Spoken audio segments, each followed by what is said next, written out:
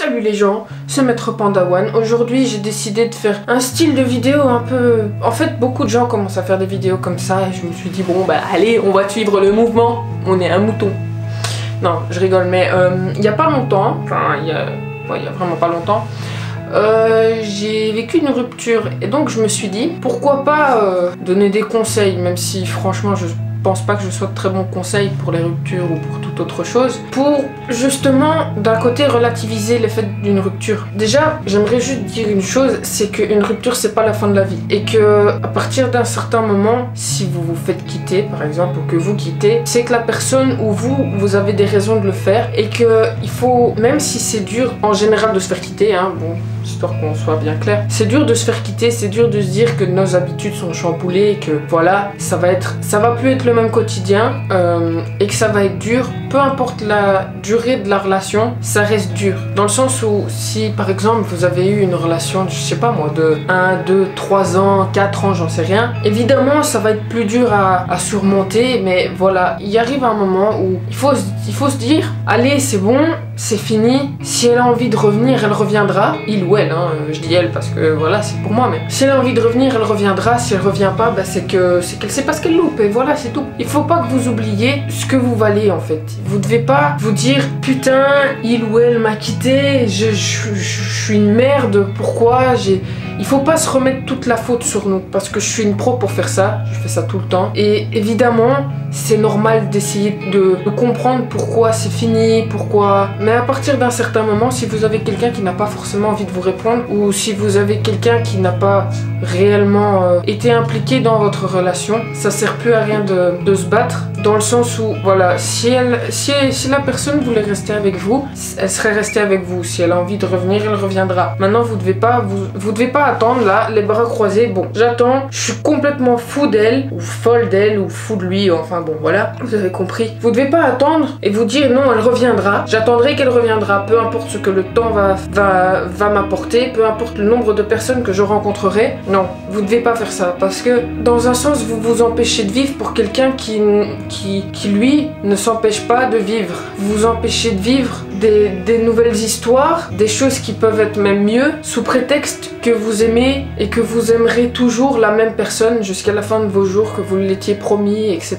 Mais malheureusement, de nos jours, c'est plus comme nos grands-parents ou limite nos parents pour ceux qui ont encore la chance. C'est plus des relations qui durent des dizaines et des dizaines d'années, sauf exception, évidemment. Voilà, il faut que vous vous disiez que dans la vie, il n'y a rien de grave en fait. Surtout pas dans les ruptures. Maintenant, si vous avez envie d'attendre la personne, grand bien vous fasse, maintenant je trouve ça complètement inutile. Hein. Franchement, je trouve ça inutile. De ma propre expérience, je considère qu'il faut pas attendre. Maintenant, voilà, si vous êtes vraiment complètement amoureux, complètement fou de la personne, faites-le, mais il y a une chance sur 10 pour que la personne revienne. Si elle revient, grand bien vous fasse. Si elle revient pas, vous aurez gâché plein de belles années de votre vie et plein de jolies histoires que vous auriez pu avoir. Maintenant, il y a un deuxième type de personnes qui, eux, disent « je l'aimerai toujours, mais je décide d'avancer ». Et ça, je trouve que c'est le genre de personnes qui avanceront le plus dans la vie justement, parce que ils sont heureux de donner de l'amour à quelqu'un d'autre. Ils sont heureux de pouvoir se dire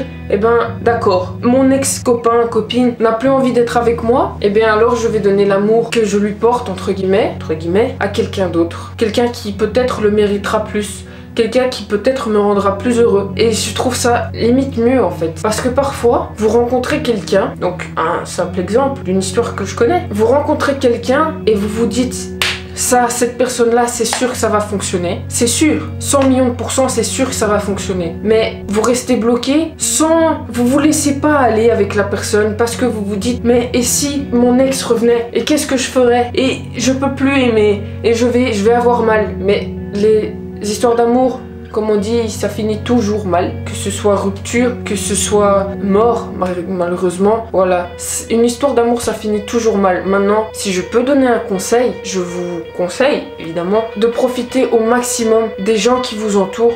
Parce que s'il y a certaines personnes qui ont décidé de partir pour un certain temps et puis qui reviennent, ce sont pas des gens qui reviennent pour vous, pas du tout.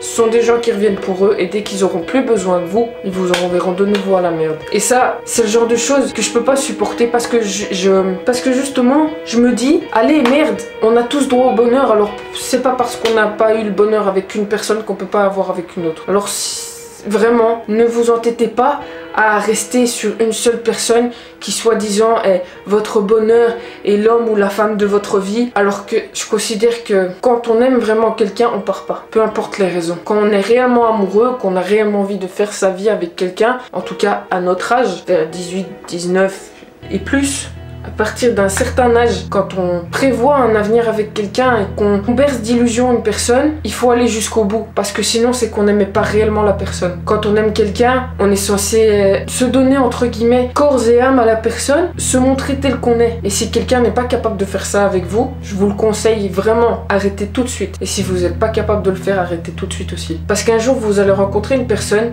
qui va vous faire vous sentir bien tout le temps. Même quand vous êtes en dispute, même quand il y a des embrouilles, même quand il y a des moments difficiles, elle sera heureuse parce qu'elle vous aura et parce qu'elle vous aimera réellement. Et je vous souhaite vraiment de rencontrer une personne comme ça. Et cette personne-là, je vous le promets, elle partira jamais de votre vie. Sur ce, j'espère que cette vidéo vous aura plu parce que voilà, c'est ce genre de vidéo que j'aimerais bien faire un peu plus souvent parce que bon voilà, ça part un peu dans tous les sens, j'espère que c'est compréhensible. Mais voilà, j'espère que la vidéo vous aura plu. Vous pouvez toujours vous abonner, mettre un petit pouce bleu, un commentaire et alors dans la description vous avez tous les liens partout où vous pouvez me suivre sur les réseaux sociaux. Sur ce, tchuss!